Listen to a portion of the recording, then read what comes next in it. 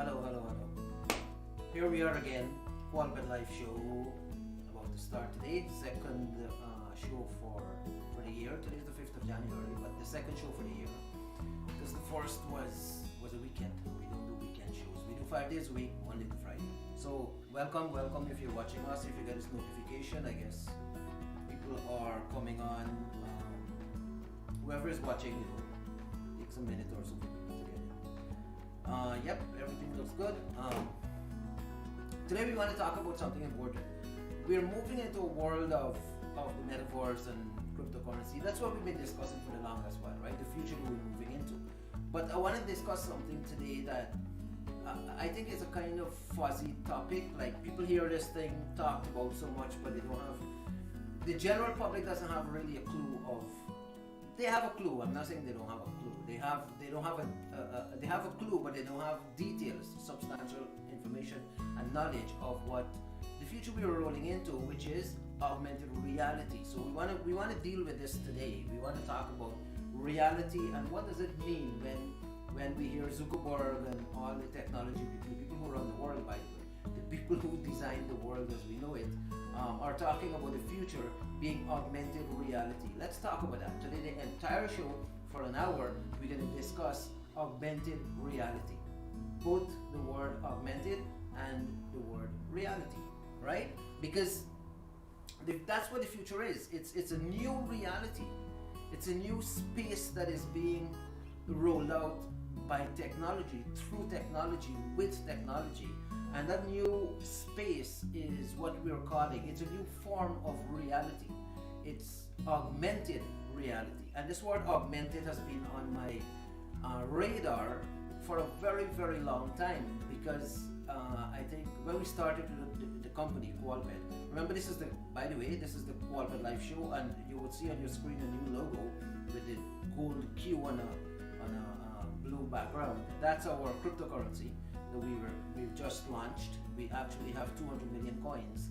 We limited it. We are not going to mint more, but we have 200 million coins in our own cryptocurrency, and right now we're applying to be listed on exchanges, and soon we let you know when that coin is available. But I thought I'd add the logo so we start promoting it from now, right? Because it's the future. Cryptocurrency is the future, and we in Qualped, thankfully, we have good news. We can start the year 2022 with Qualped Coin, our own cryptocurrency, which will be used to trade Sims books, our technology, which is the future of books, right? So we'll have this Netflix for Books site where we will have multimedia ebooks and interactive and a whole bunch of features for the new format of the book in the digital age, on the digital platform that is the global internet. And people could trade these books on our Netflix for Books site when it's rolled out, using our cryptocurrency. So our cryptocurrency is dedicated to books and publishing, but anybody could buy it, anybody could trade it, and we hope it becomes very, very popular. We're releasing it at $1 each, and hopefully the market sustains that and even gets it bigger. So we'll see. I just want to mention that on the way, that we are practicing what we're preaching, right? We talk about the future, we talk about cryptocurrency and NFT, and our books are coming out, our book covers. We have 12 book covers coming out as NFTs. And also metaverse, of course, which metaverse, we will have to jump on somebody's platform and roll with them for a while until our company is big enough to do that. But right now we are all about media and technology, right? And yesterday we talked about the whole future is not about economics and the financial system as it has been for the past 100 plus years of the industrial age. Now we're in a completely new thought form, a new reality, a new world, a new system, and it's all around technology and media. Technology and media is taking over human society, and we're going to talk about those two things today as we delve into augmented reality. And what do we mean when we say augmented? It's a word that is very abstract, very passive. It's not very concrete, so an image doesn't jump out to us, right, when you use the word augmented. So what do we mean when we use the word augmented? It's something I really want to delve into today, and also reality. Because a lot of people are confused when people say augmented reality or virtual reality. They think, oh, that's not really reality. Reality is physical stuff that you can hold and feel and smell and taste. that the five senses can react to. But we want to kind of enlighten ourselves, awake ourselves to the fact that reality is much more than physical objects that we can feel and touch. And the reason we do this at the Quality Life Show, and the Quality Life Show, remember, is authoring our is all about authoring our future, designing the life that we think is possible, the life that we would love to live. Because I believe we live in the age of technology and digital media, but also the age of knowledge.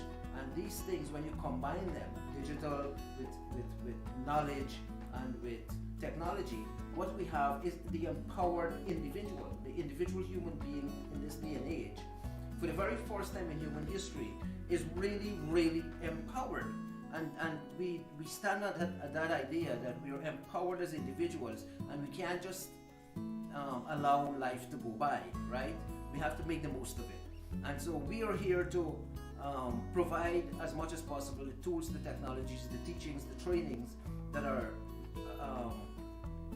necessary for everybody who connects with us, who encounters us, and who believes in our mission and believe in us, right? At the end of the day, you've got to believe in people more than product. And so if you believe in us and you believe in what we're saying, join us. And we have the tools, technologies, the training, all those things to put us on the path towards altering our future, towards living to design our life, towards scaling up to the summit of our mountain. That we don't live, as we said last year, I shouldn't say last year, in previous videos, as we said in previous videos, we don't want to live the life of defaulting into the future. We live the default future where life becomes a cycle and you do over and over again. Like people like to say, history repeats itself, or history is a cycle, and you just keep doing over and over again. And even some religious teachings in the world, their adherents practice that life, this idea that life is a cycle. And so they say, okay, we gotta go through the cycle that our parents went through, our foreparents, our grandparents, and so they end up living like the previous generation. But we don't believe that. We believe we're Western people, we're with a literate outlook to life, worldview, and so we believe life is linear. We believe life moves from past, to the future. It's a linear thing. It's not a circular thing. We don't believe that birth becomes death and death becomes birth and all those things. We believe in a linear future. Time is moving that way. For example, 2022 was never before on the face of the earth, right? I mean, you could argue with that and come up with semantics, but really and truly, this time, and one day we're going to deal with my idea of time, because my ideas of time are different from the average person. But anyway, the year 2022 is the only year 2022 ever in history, and ever will be in the future. And same with January 5th, January 5th, 2022. It has never been here before. It will never be here again. And so time is linear, life is linear, it moves forward. And so with an eye to the future, towards moving to altering our future, to scaling up and moving to the top of the mountain, we don't want to be defaulting in our life to a future that we say, it's the cycle going over again. We don't want that. We don't believe in a default future, and we don't believe in a declining future. We believe in a designed future. We design the future that we want. We alter the future that we want. And this message we want to drive home. Now, to do this, of course, it's necessary to know current affairs, the world that we're living in. We're in Ontario today. It's the first day since the Ontario government locked down this economy, right? Restaurants are closed, gyms are closed. A bunch of restrictions came into effect midnight last night, and so we are in a state of lockdown. But so we got to be present. We got to be conscious. We got to be awake to what is going on around us, and that's necessary. And so this show. This talk show called The Qualified Life, which is based on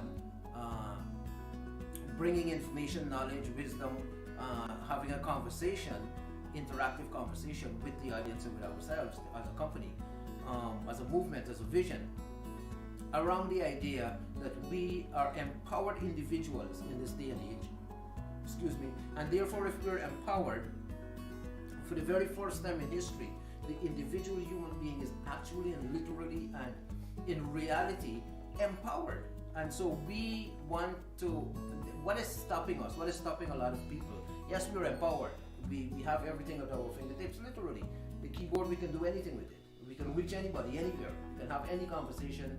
We can propose a business idea. We can ask for money. We can ask for expertise and mentoring and coaching. We can do anything we want. What is stopping us is mindset. What is stopping us is the awareness, the awakeness that what do we do with this power? How do we use it? How do we go about? Of course, there's a lot of training programs online, and you could YouTube stuff, and you could find out how to do things. But there are people out there who are taking on the mantle of coaching, mentoring, and teaching. How do we, in this 24th century, from 2022 onwards, advance into the future? How do we awaken in the subconscious of people who would listen to us through our books and videos and even eventually movies and all those things, the quality of life? How do we bring people to an understanding? Because life is all about understanding, right? You've got to understand certain things. And so we delve into areas that we believe are areas where we don't know what we don't know. We don't know what we don't know. So we go into that dark, hidden space of our subconscious, or our superconscious actually, because we have four consciousness, right? We talked about this before in the show, previous video: subconscious, conscious, superconscious, and non-conscious, right? So we go into superconsciousness and we find what's there and we bring it to the consciousness, and that's what we're trying to do. Or some people might say it's the subconscious, but there's the subconscious has different things, right? I won't get into that. Not semantics actually, reality. What we want to talk about today is a very important thing. A lot of people are, including myself for a long time, I had to really research into this and read up on it. Because when you hear the word augmented or virtual or anything like that, any abstract passive word, that there's nothing concrete that we could attach to it, then let me see, make sure my sound and everything is okay. Great, thank you, Mano. He's always looking out, you know, Mano. Good guy. Shareholder in the company too. So anyway, so his vested interest, right? He has to look. Mano, you gotta make sure we're doing good because you're part of this. Anyway, let's get back on topic. So I really want to clear, because we are moving, humanity is moving into that future of virtual reality and augmented reality. But if we're fuzzy about it, if our mind is not clear, what really is this new reality? Like, we know reality, what it is. We grew up with reality. We live in reality. Everything around us is reality. It's physical. Physical space is reality, right?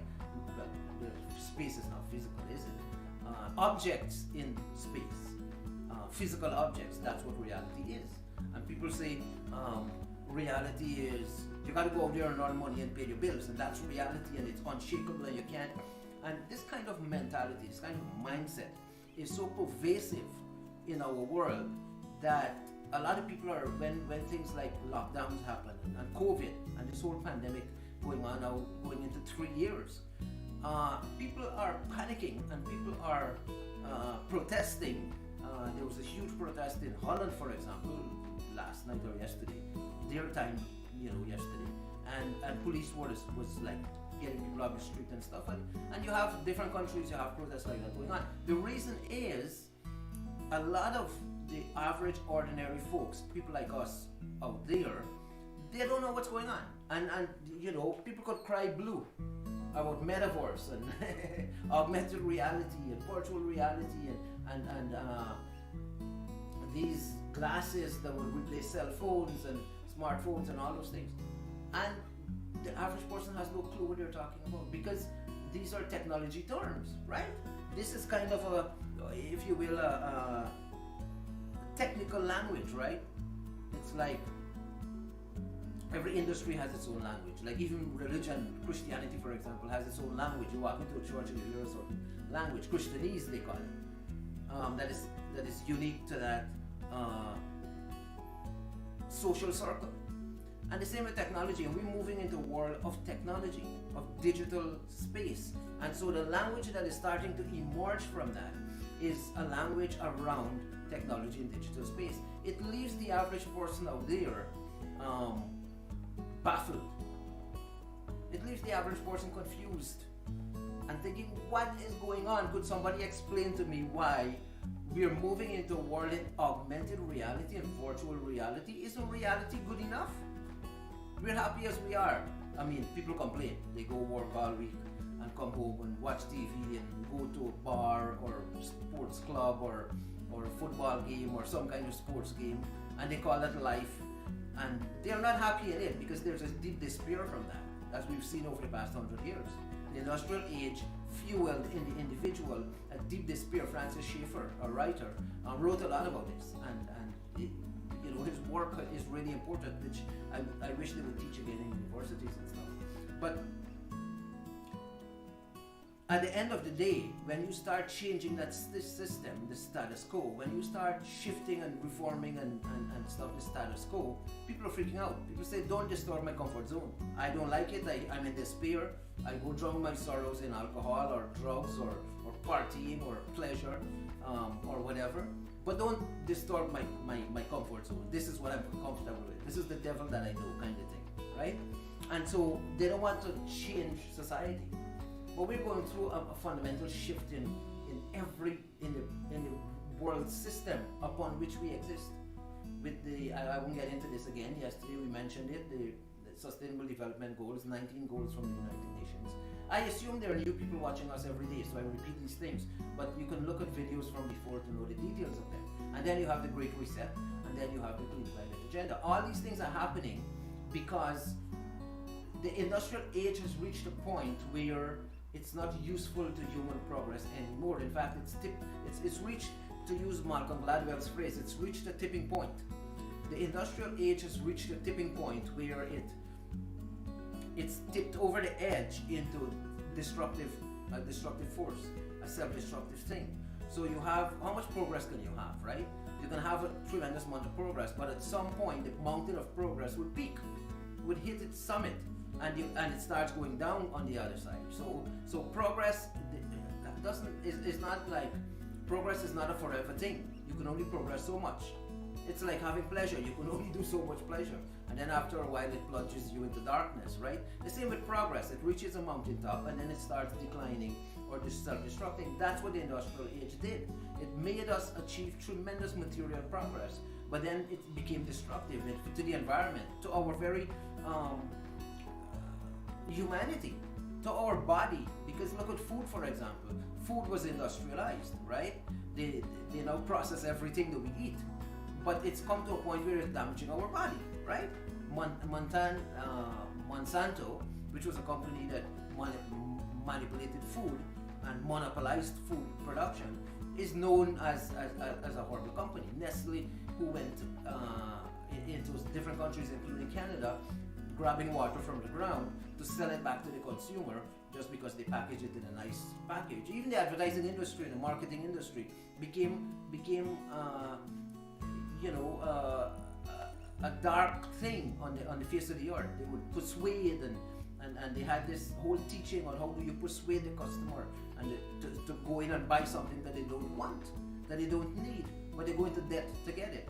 So the industrial age, to make a long story short, the industrial age became very toxic, very literally toxic. I mean, there's a pun on the word as well, because they put toxic stuff into the air as well and pollute the environment. So the very environment in which we live, the natural environment, is now in danger, right? Whether you believe in clean climate or not, or global warming or whatever. The fact is, if you don't clean your house, it's going to accumulate a whole bunch of dust, and eventually you won't be able to breathe in it. It will affect your respiratory system. And the same has happened in the world. The world is, we pump so much CO2 gas in the air from cars. When you have 1 billion cars on the road every single day, traveling back and forth an hour, 2 hours from work and home, people live in the suburbs and they work in the city, and they drive these trucks and bus and train and car and everything, and pouring 1 billion vehicles a day, pouring carbon monoxide into the air. What do you expect to happen? So we can't say that the environment is not being affected by this, the way we do things as humanity. Having said all that, and the reason I say all that is to show that We need some kind of change. We need the Great Reset, and we need sustainable development goals, and we need clean climate. We do. I mean, you might be against it, you might be freaked out against it. Come and have a conversation with me and let's talk about it rationally, not emotionally.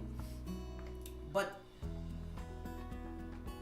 the reason I'm saying all this is to show that the reality that we had for 125 years or so, since the industrial age really kicked off, and really transformed humanity. I'm not saying anything bad about the industrial age. It did a lot, but it's outlived its usefulness, and it's reached the tipping point of it. It's peaked, and now it's going on the declining side of its own self-destruction.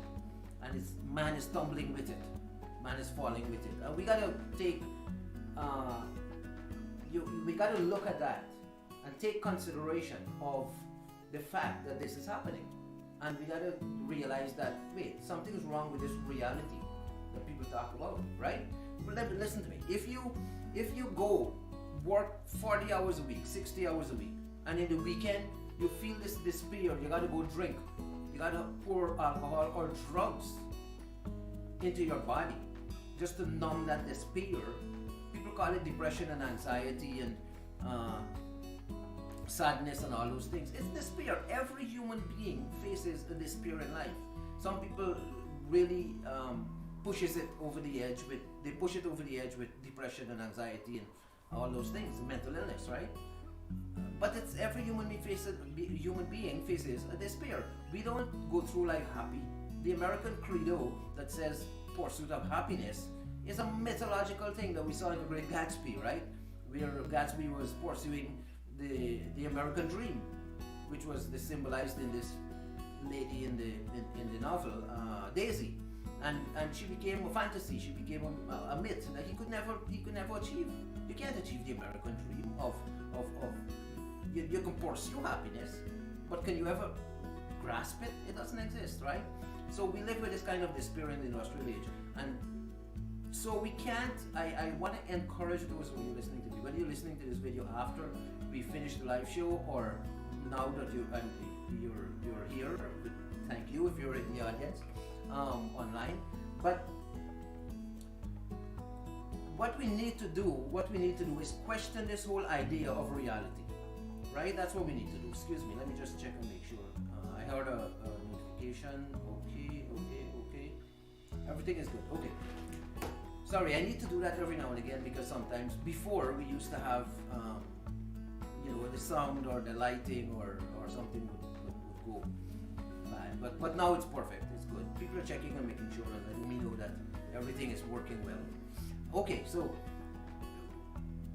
I need us to face the fact that reality as we knew it in our generation, in the generation that went before us, our parents and our grandparents' generation, excuse me, that reality is no longer a nice reality. Put it that way. It's no longer the reality that works. It's the reality that does not work. Now the people behind the scenes, the elites, the ones who are up there, Bill Gates and Zuckerberg and all these people, they saw the writing on the wall before we do, right? Before the commoners know on the street what's going on, the people in the palaces, they know what's going on before we do. They see the writing on the wall because they designed the world system, right? For the industrial age to be what it is, there are people who had to make it that way. It didn't show up. Feudalism didn't just end in the late 1800s and farmers decided they're going to become factory workers and peasants gave up land and moved from feudal situations where they were answerable to lords and landlords, that's where the word came from, who owned many acres of land and would lease it to these farmers. That system didn't just collapse. There are people who made that happen, and they engineered society for the industrial age, the industrial society. And so we saw industrialization happen, and always remember, there are people behind the scenes making this thing happen. And the same is going on now. There are people behind the scenes. Yes, Bill Gates might be one of them. The elders, an organization, a global organization of senior leaders in the world, they're behind the scenes advising. And billionaires and stuff who have enough power and wealth. These people don't go after money, they go after power. Power gives you the mantle the authority to change humanity. When you have power, when you have enough power, you can go out and make things happen in the world. You don't have power, you can have the world of money, but if you don't have power, you're dead in the dark. You can't make changes to society. And trust me, after you get a certain amount of money, money becomes meaningless anymore, because what are you going to do with it? You can buy 1 million sofa set, you can only sit in one. You can buy 1 million cars like Jay Leno has over 500 luxury classic cars in his garage. How many he's going to drive in his lifetime, right? He does it for investment, of course, so there's a different story. I'm making a point that after you get a certain amount of money, the rest is power. It's all power. You want power and influence. You want to make changes to society. The ego kicks in, and you think, what can I do to make a difference in the world, right? And that's what these elites are doing. So they see the writing on the wall. And let's come to our point. I keep every show I keep going around in circles instead of coming to the point. We're talking about augmented reality. We're talking about reality, but sometimes it's necessary to paint the background, right, before we get into the topic. So that's what I keep doing. I keep painting the background. So if somebody new joins the show who hasn't seen our shows before, then they're kind of up to speed with where we're coming from. We don't want people to be lost. Every show has to stand on its own, right? It's an hour-long show, and we want people to get a context where we're coming from. So let's talk about this thing, augmented. My first major encounter with the word augmented, not necessarily reality, but augmented, I really got to love this word. I fell in love with it because here's the reason. I was researching, because I'm a writer, and I knew in Canada journalism wasn't really going anywhere, the media was changing, mass media was becoming different. Now this is what it is, right? Live streaming. But traditional media was over, and I'm a newspaper guy, and I was on TV for a while, and of course the internet. But I knew media was changing, so I couldn't function as in journalism for very long. So I went into book writing, which is my passion, literature, right? But then I realized that books traditionally, how they were published, they were printed. Like I have 4 books published back when I was in Bible college 15 years ago, 16 years ago, and those books I did the first edition, about 500 copies each. They were all sold out, and I never did a second edition. And one of the reasons is collector's items, but also I realized that when you publish a book and you do printed editions, if you're a small author, you get nowhere basically. You don't get a readership, right? And we write for people to read. And so I decided that the book industry will change. It must change. There's new technology coming, and I was looking for it, and nobody. Gutenberg project, which Michael Hart started when he invented ebooks, Google took on and said we're going to change how books are happening. Amazon was invented by Bezos and said we're going to change how books are happening, but none of it happened. And so I decided I'm going to do my own research, and I'm going to come up with my own technology to publish my own books, which I came up with, Sims Book, right? We did a tremendous years of research and development for the future of the book, which we have in Sims Book. The reason I'm saying all that is in the process of research, I came across this paper, a thesis written by a guy named Doug Engelbart. And the name of that paper fascinated me, and reading the paper even more fascinated me. Doug Engelbart wrote that paper, and he titled it Augmenting Human Intellect. That was my first encounter with the word augmenting or augment in a real way. Of course I knew the word before, but I really had to look into the word. What does this guy mean? Augmenting human intellect. Of course he was talking technology, and all this stuff he's talked about in that paper is now coming to pass in technology. We talked about all this before in shows, but his work on Vannevar Bush and Michael Hart and stuff. But the word augmented showed up in that paper in a real way for me. And so ever since, which is years ago, I've been focused a lot on augmented. How do we augment stuff? What does it mean to do that? And of course, I am focusing today on the term augmented reality, those 2 words, augmented and reality. We're going to deal with those 2 words. But also, you can apply the same thing that I'm saying today to virtual reality. Well, virtual reality, some people are saying it's going to be a big deal in the future. I don't see that happening. It's going to be there, of course. Virtual reality is an important part of technology, but it's not going to be more than augmented reality. And so today we're going to focus on augmented reality. First of all, let's deal with reality. We live in a world that is confused about the pandemic, right? Fair enough. They're confused. A lot of people are confused about COVID and 3 years of governments all over the place saying traveling is restricted.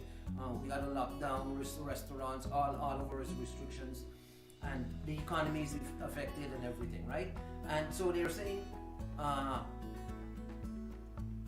the world that we knew that was real is being shaken, is being disrupted, is being decimated, really.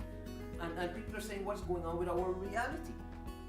Right? People are saying government is pushing us into a fantasy world where we have to stay home. Today, servers can't show up in restaurants because restaurants are closed.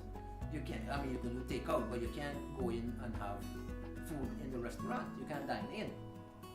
And so a lot of people stay home and stuff. And people are saying, what is going on with the world? Their sense, their perception of reality is being shaken. Because here's why. What we thought we knew as reality, how we defined reality, the picture that we put on the word reality was totally and absolutely wrong. For all these years, we thought reality was only physical stuff. Even money. Money had to be a physical thing, physical paper printed, and coins made of silver and gold and copper. Everything for a long, long time in the industrial age, we thought reality was only physical material stuff, including money. And that's why we put our so much faith in money. And one of the reasons people are freaking out today is because this is going on behind the scenes as well. It's not really public yet, but there is a huge, massive disruption in the concept of money, in what it means to, what money actually means. There's a big disruption going on there. People are confused, don't know what to do. When I say people, I mean the average human being. We got to realize that reality as we knew it for the past 100 years is not really reality. It's not really reality. And I know that sounds outlandish, it sounds crazy, it sounds like this guy is saying some things that are not for the internet and not for a live show. But here's the thing. Let me give a couple of examples of what reality really is, because we subconsciously, without really rationalizing it, without thinking of it, assumed, we perceived, we embraced a reality that was a fantasy. Reality wasn't there. We thought it was all physical stuff, and it was all material stuff. If you could touch it and feel it, if you could see it, if you could not even hear it, you got to see it for it to be reality. That's what people believed for a very, very long time, and that concept of reality is now being so shaken. Like an earthquake is really shaking this thing apart and breaking it apart. This concept of reality, and people can't deal with it. But here's the thing. Let me give a couple examples of what reality really is that we never considered in our life that we had in the industrial age. The life that we breathe, the breath that we breathe, called life. If we don't breathe this breath in, we don't live. We won't exist for a few, maybe a minute. I don't know how long you could go without breath, but say a minute or half a minute or whatever, we would die. So the very thing that keeps us alive, that's what reality is. Life is reality. The breath that we breathe to stay alive, that's reality. Now tell me something. Is that physical? That breath that we breathe in, there's nothing physical about it. We don't experience it with our five senses. We don't smell it, we don't hear it, we don't taste it, we don't see it, we don't touch it. Life itself is a kind of a virtual thing. It's not a physical thing. And so we never think about these things. It's so obvious that we never think of it. That's one thing that is reality, that we never consider that life itself is reality more than something we can touch and feel. You get it? We thought if you could touch and feel it, then it's reality. If you can't touch and feel it, then it's not reality. Can you touch and feel life? Yes, you can see the characteristics of life. You can see the signs of life. Movement is one. If something is moving, it has some kind of life, which begs the question, do machines have life? Well, kind of, I guess. We won't get into the philosophy of it. But you get my point? Reality is much, much more than physical stuff. It's much, much more than material stuff. So life is one thing that we experience on a second by second, minuscule second by minuscule second basis. We experience life because we're breathing, and nothing about it is physical. Nothing about this is materialistic, and yet that is the most fundamental reality you can have. Breathing life. It's not physical, it's not material. Reality has nothing to do with physical things and material stuff. Also the internet. What drives the internet? It's the Wi-Fi signal and you know, all the technology that goes through cables and all those things. It's not physical stuff. Electricity. Yes, you can feel the effects of electricity. You can feel the effects of life. You can feel the effects of internet. But none of these things is real. All these things are, their reality is not physical. Their reality is not material. And I need us to get this. I really need us to get it. For you to get through the pandemic, for you to get through COVID, you gotta get this idea that reality is completely different from what I thought reality was before. Reality is bigger. It's more, it encompasses way more than the physical world and the material world. So our concept of reality, if we were to go through this period, this lockdown in Ontario and coming globally, and all that is coming, the chaos, the disruptions and everything, if we were to go through that with sound mental health, our mental health must realize, we must be conscious, we must be awake, we must be, totally, our consciousness must be poured into this idea that reality is itself, I didn't know what it was. I had a narrow vision, a narrow view, a narrow perspective, a narrow assumption of what reality was. And all that is going on now is that my conception of reality is being widened because the world is realizing, the people who run the world, the elites, the planners, the managers, the social engineering experts, they're realizing that, hey, much more is available to humanity than we've given people given the world in the industrial age. Much more is open up through the digital platform of the internet, global internet, through virtual reality and augmented reality and metaverse and all. So much more is possible. And so we have to, in terms of keeping our mental health stable, these are the things we need to realize, that all that is going on with the pandemic, all that is going on with COVID, is that our conception of reality is being transformed. It's much more than change, it's being transformed. It's completely going through a revolution. We're in the midst of a revolution right now. A revolution of everything: philosophy, lifestyle, what is healthcare, what is money, what is finances, what is economics. All those things we're going through. I posted something on Instagram today where I said technology is starting to buy money. Money is now subjected, so subjected to technology, that the reason Elon Musk is $300 billion rich is because his technology was able to buy $300 billion. You get it? Apple is $1 trillion worth. You know, we live in a world where people still think economics and still think money. The world view of especially experts and people who work in big industries, because they are in that social circle. They're caught in that environment. They can't think outside of the box. They're in that box. And all they see is money, and economics. And so they're freaking out because money and economics in this COVID, the whole system is collapsing. And collapsing might be the wrong word. It's being reformed, it's being reset. The great reset is happening. And economics is slowly taking a backseat to technology, a world of technology, a world of digital space.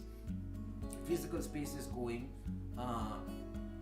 is shrinking. Physical space is shrinking, and digital space is expanding. And this is the new reality we live in. So we dealt with the word reality, and we got to realize that reality is not what we used to think it is. Reality is actually much, much more than we ever thought that was possible. Reality is what we see in the internet. Reality is what we see in life when we breathe. The breath of life rather than some physical object, right? Reality is not those things. Reality is digital currency, not physical currency. To use one example, for example, that is happening right now. And so let's come to the word augmented. So we talk about reality. Reality is much more than physical stuff, much more than material stuff. In fact, the real reality, is way bigger than physical stuff or material stuff. And which begs the question, heaven is real. Metaphysical stuff is more real than physical stuff. But we won't get into that. Let's look at the word augmented. What is augmented? Why do they say augmented reality? So when I first read of this word augmented, Doug Engelbart's paper, thesis that said augmented human intellect, augment human intellect. The idea really attracted me, and when you read his paper, you would see why.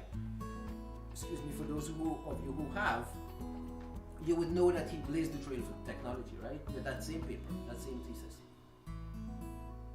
And so I started really embracing that word augmented. And so when last year, when Zuckerberg announced the metaverse and started talking about augmented reality, it became real to mainstream.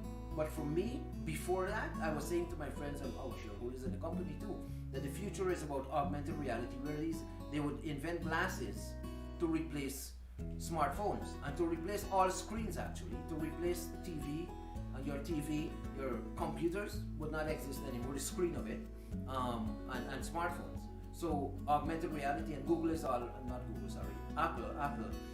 I should have them pay for promoting it on the show. They're already rolling out. This year Apple is coming out with the Apple glasses, and it looks really beautiful. It's a fashion item, but it's also technologically enormously advanced, because it has speakers, you don't need anything else. You put the glasses on and your screen appears virtually in front of you, right? That's the new reality. The new reality is the internet. The new reality is not you buy a physical computer and put it there and you stare at the screen. The new reality is the screen appears in the air. Why do they call it augmented? Augmented, of course, means make something more real than it is, but we don't want to use the word real. Augmented means bigger, more than the original, right? And so when we say augmented reality, what we're talking about is taking reality as this is so an earth-shattering idea that we have to conceptualize it. We have to formulate it in our minds that it makes sense, that it's a sensible thing. Because what we're seeing is they're taking what we knew as reality and they're making it bigger. They're making it far more advanced. They're augmenting it, they're pushing it to its limits through these wearable technology, right? So glasses, they're gonna have clothing that would be hooked up to the internet. So the Internet of Things would see all tables, chairs, your wall, your floor, your ceiling, everything hooked up to the internet. Augmented reality. So they're moving reality. When I say they, I should say we, humanity. We're moving reality out of this physical space of the earth that is trapped in this atmosphere we call gravity. And we're moving it into a realm that is way beyond the physical limitations of space that gravity pulls everything back down. In the metaverse, we can fly. In the metaverse, we can be absolutely perfect. If you're ugly, you can be pretty or beautiful or handsome in the metaverse, right? You can make yourself look however you want to look. You can make yourself have talent when you don't have. You can make yourself beat Usain Bolt at the Olympics in the metaverse. That's how pervasive this thing, well, not pervasive is the word. That's how, but I should say promising maybe. That's how promising the metaverse is. The human beings could shed all our limitations. We could augment ourselves. Now here's the thing. man has been man, women, of course, mankind has been have been augment. We have been augmenting ourselves from time immemorial, from way back, since we walked out of the cave. If we were cavemen, if that science is true, I don't know, but whether it was or not, let's use the example. We walked out of the cave. We were naked. We were. I was checking the time. How much more time we have? We were naked. We had the reality for. Okay, here's the thing. Real reality. What is real reality? Without any augmentation of who we are as a human being. Take the individual person. This person is living. Let's go back in history. This person is living in a cave. Their nails are not done. Their hair is not done. They have no clothing. They might have a sheepskin. Even the sheepskin wrapping around them is augmentation, because they, put something on the human form. The human form as it is, we have augmented it since we started wearing clothes. Since we started using tools, we've been augmenting who we are as human beings. Augmenting means adding to what we have. What is there, right? We keep adding and adding and adding. Now what technology is doing is adding stuff and making us more, we can say civilized. So humanity is becoming more and more civilized based on the fact that we keep augmenting, we keep adding to ourselves. We add fashion, we add hygiene, we added the way we live at home. Now people sleep in beds that are royal. Families used to sleep in even 100 years ago, just 100 years ago. The average person didn't sleep in a queen size bed or a king size bed or even a bed. You had 10 people sleeping in one bed. This was even after World War II. The world was still extremely poor. But we augmented our lifestyle. We augmented who we are as human beings. We need one bed per person, or two if you're married. Not everybody. Okay, I won't go there. We've always augmented who we are as human beings. Always. And a lot of it is we cover ourselves up for security, for protection against the elements, for progress, to increase our status in society. Everything we've done, this is a very, very simple idea, that from time before ancient days, the way man has dealt with his life, mankind, is to augment who we are, to add to ourselves. We add clothing, we add homes, we add cities, we add the whole of civilization. That's what it is. It's an augmenting of the human being. And so that's all what's going on today. There's no reason to freak out about COVID and about the pandemic if we realize that we're actually making society better. It's a better place because we're augmenting what we were in the industrial age. We were at a certain level. Now we're adding so much stuff to us that we're going to go higher. We're going to become more, we can be perfect human beings, perfect in the metaverse, right? In the augmented world, in the virtual world. We can become whatever we imagine we could become. We can, whatever the avatar looks like, you can make that avatar, muscular and well-dressed and talented and fast and whatever it is. And our limitations are left in a world where we don't show the world. We don't show society. We hide our limitations and we project an image out there. Like we do now. We do project an image out there. Throughout the industrial age, we saw that with marketing and stuff. You had to have a good image, you go for a job, the way you talk, your tone of voice, the way you dress, your posture, everything. It's augmenting who we are. That's what augmented reality really means. It means adding on to us a new reality. And what a new reality is the digital world, is a digital space that we no longer function in the limitations of the physical space. This has a lot of implications. I mean, it's an hour-long show. I can't go on and on about this and delve into more. I wish I could say more, but we're running out of time. But I want to say this. Even like in the industrial age, what added to us, what augmented us more than anything, made democracy possible, made equalized society, brought about, and generally, right, liberty and freedom and all that, like the American credo is, and France and all those places. What brought in human rights and everything was money, right? Money in the financial system. People could have a job, they could have the lifestyle they want, or whatever it is. I mean, broadly speaking, and we added money into our lives. We added economics to our lives, which in the feudal age before 1900, in the 1800s going back, they didn't have that. Farmers didn't have the money to have the nice house and cars and own their land and stuff. They had to be peasants depending on the landlord, right? On the aristocracy to have mercy on them and give them land, lease them land, and be kind to them, right? And of course, the system didn't work. And then the industrial age really made progress happen. When we say progress happen, what we mean is that we were able to augment who we are as a human being by adding this means of exchange that equalized everything.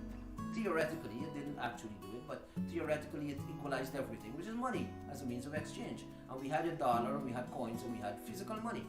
And it was backed by gold, and then of course it wasn't backed by gold, it became backed by the government saying on it legal tender.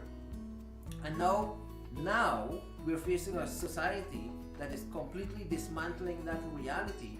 But what we're doing, we're not reducing everything to nothing. We're not like in apocalypse, like a lot of people are saying, the conspiracy theorists and those who are saying, oh, government is against us and government is bad and blah blah blah.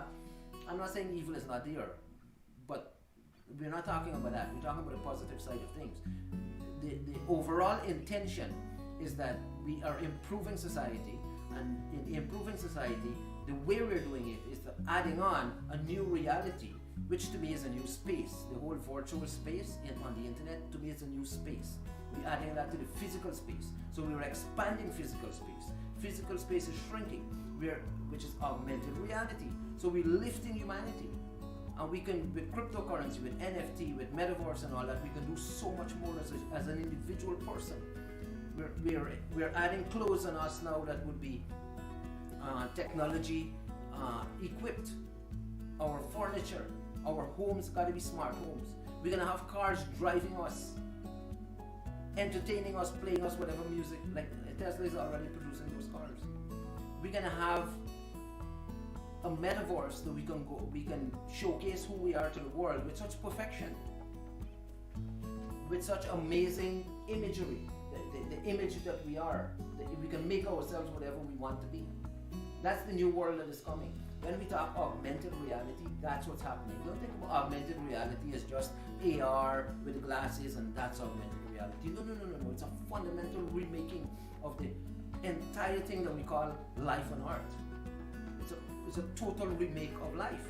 It's a totally new space that we're opening up and saying to people, come into this space and this is where you work. This is where you have meetings. This is where you have family. This is where you have your date. This is where you train your kids. This is where you do everything in this new virtual space that is augmenting physical space. Right? And we need to get there. So whenever we talk on this show again about augmented reality or about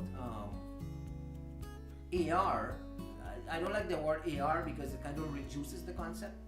But the concept of augmented reality is a deep concept, and it's very, very positive, and it's very promising. It's highly optimistic, and we need to look at COVID. We need to look at the pandemic and say, you know what? For the first time in human history, mankind is able to lift ourselves to beyond just the surface of the earth, where gravity keeps us grounded. Maybe it's good to be grounded. Remember, we have such language, right? Which is a metaphor of how we see ourselves. Like grounded, for example. The meaning of the word grounded in English is a positive word, I guess. But now we are no longer going to be grounded. We're going to be actually able to fly.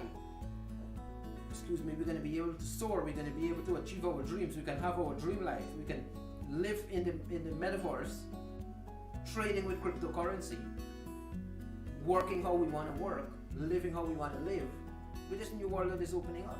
Now, is it going to be perfect? Absolutely not. Human nature being what it is, because humans are designing these systems. Humans are going to run the server farms that would run the metaverse and cryptocurrencies and all that. It's not going to be perfect. You're going to have problems. But I would like us to approach the future, because that's what we are about, right? We are about authoring our future and designing our future. The way we do that is believing, is a positive mindset, is tackling what is coming with assurance, and instead of fear and trepidation and confusion and thinking, oh, what is going on, the future is rushing to me and I can't deal with it, you know. And something else I want to mention before we wrap up tonight's show, which maybe tomorrow I'll delve into. Yesterday we kind of dealt with it. The way we augment who we are, the way we add to who we are as a human being, right? Because all we are, I was saying this before, who we are, when you stand there naked in front of the mirror, that's reality. Real reality is you standing not even in front of a mirror, because the mirror augments who you are. Is a person standing in the middle of a forest, a tribal person from an ancient tribe, standing in the middle of a forest with wild animals everywhere, with the elements snowing, it's raining, it's sunshine, whatever it is. They have no cover, no protection. You gotta hide under a tree, and you're completely naked. That's real reality. That's what reality is. Everything else is augmented. Everything else augments reality. Our clothing. Even if you kill an animal and take its skin and put it on, you augment who you are. You get some protection. You might take branches and put it together and form a little tent, and you sleep and it sort of elements don't get to you. That's augmentation. Our shelter, our home, we're augmenting who we are as human beings. And I hope I'm making sense. I hope it's coming across the way in my mind it is. But the human being has always been, of necessity, augmenting his or her life. We have to. And as a society, we do it constantly. That's what we call civilization. Augmentation of the human being is what we call civilization. And so, with this perspective, with this mindset, with this kind of consciousness that all that is going on in the pandemic, with the Great Reset and Sustainable Development Goals and clean climate, all that is going on is that we're adding to who we are as a human being, so that we lift ourselves higher than we were for the past 100 years in the industrial age. We're developing ourselves, in other words, right? And if we have that perspective, we are going to approach what is happening in society with sound mental health. That's the key. Now, how do we augment ourselves? Everything that we augment, that we add to ourselves, that we add to our space, that we augment our life with, is technology. Every single thing is technology. From clothing is a type of technology. You might not think it's technology because you think you might think technology is electronic only. But no, any tool that is useful to us is technology. For the ancient human being who took a stone and made it into a tool to kill an animal to have food to eat, that's technology. Anything that extends what we are is, like Marshall McLuhan said, is technology. But what kind of technology we use to augment ourselves? These ideas I really want to get over, and maybe we want to spend quite a few days talking about until it's clear in our consciousness. The kind of technology that we use to augment or add to what we are as human beings, from that naked, frightened, scared human person standing with a whole element open to harm us, and with wild animals looking to eat us, and the forest raging against us, and we're in the wilderness. That's what humanity really is in reality, except we started adding stuff to us, like shelter and clothing and all those things. We augment who we are using technology, using these things that are technology, including fashion. But everything else, right? We just delved into tools. Tools are technology.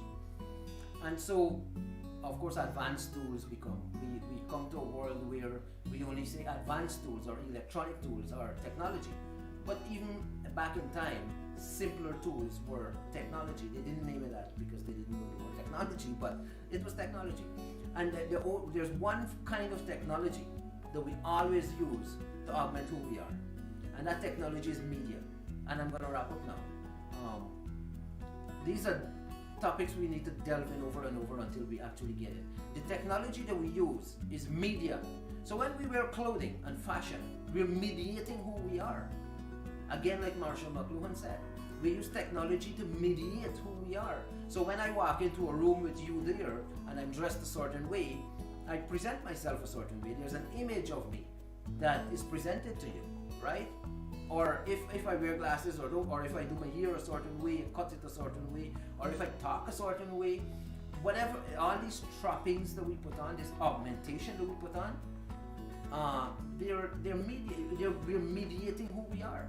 It's media stuff. So the word media is not just television or newspaper or radio or the internet news. The word media is way broader than that. Anything that we add on to us to make ourselves look better, to make ourselves feel better, to make ourselves appear different than if we were not adding stuff to us, is media. So the human being is augmenting his or her life with mediated technology, which we call augmented reality. Now, I don't want to get into people saying, "Oh, you're too convoluted and confusing," because there's no simpler way to explain these things, to talk about them, right? Not explain, but talk about them. But I need people to see, I need us to see, us in this qualified environment, this social circle, that what is going on with the pandemic, what is going on with COVID, is simply an augmentation and adding on of new technologies which mediate the human being, mediate the individual, who we are, so that we rise in our standard of living. We rise in our power as a human being. Remember, what does it mean to be a human being?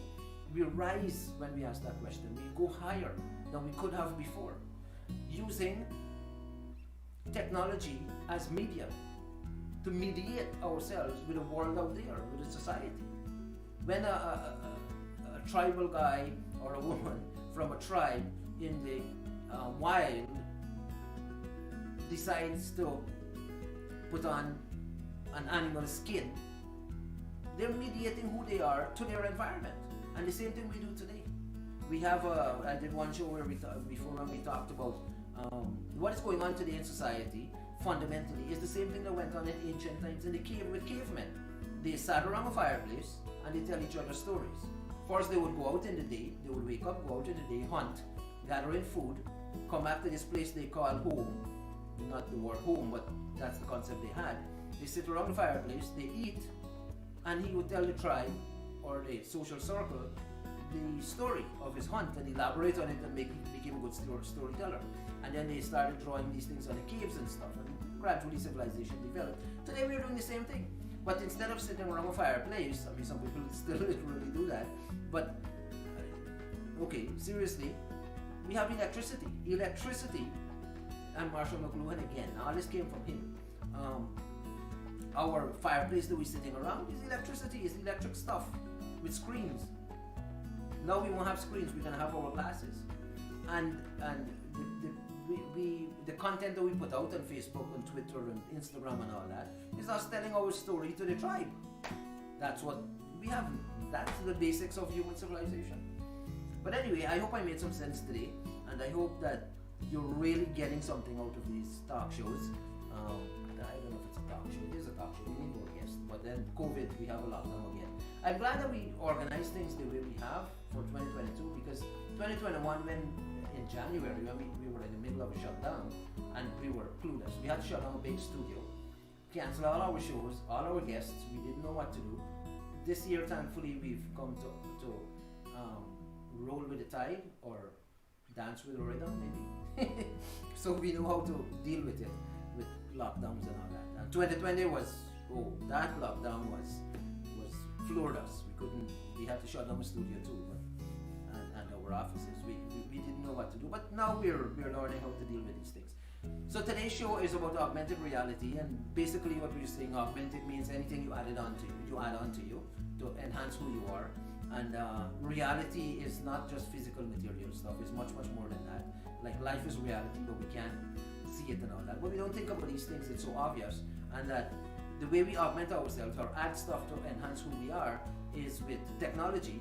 Even clothing is technology in the broadest sense of the word.